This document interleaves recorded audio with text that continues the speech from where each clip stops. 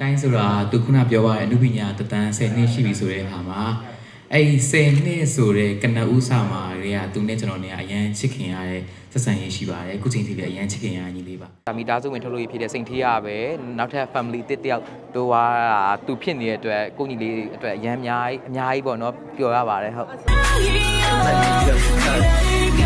ဟိုသူအောင်မြင်တဲ့ပုံမှာမူတည်ပြီးတော့လေသူရဲ့စိတ်ထားကြီးမပြောင်းလဲဟွာဒီတိုင်းလေးပဲကိုယ်ကမှချစ်ခင်နေရှိလို့ဆိုတော့အဲ့ဒီမျိုးဖြစ်ဖို့ကမလွယ်ဘူးလေနော်လူတွေဆိုတာနေရာတစ်ခုရောက်ရင်အရာပြောင်းတက်ကြတယ်လေနော်အဲ့လိုအရာမပြောင်းလဲသေးဘဲနဲ့ဒီလိုအမြဲတမ်းချစ်ခင်ရှိတဲ့အတွက်လည်းတကယ်ကို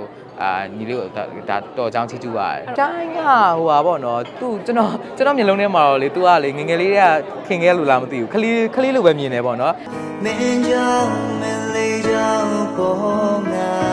ပို့ချောလာပေါ့။ဆိုင်အခုဒါအများကြီးပို့ချောလာပါပေါ့နော်။ကျွန်တော်ကလည်းကိုကြီးပဲခေါ်ပြီးတော့သူကသူ့ကိုတာလို့ပဲခေါ်တာပေါ့။အဲ့တော့သူ့ကိုအမြဲတမ်းခလေးလိုပဲမြင်နေရပါပေါ့နော်။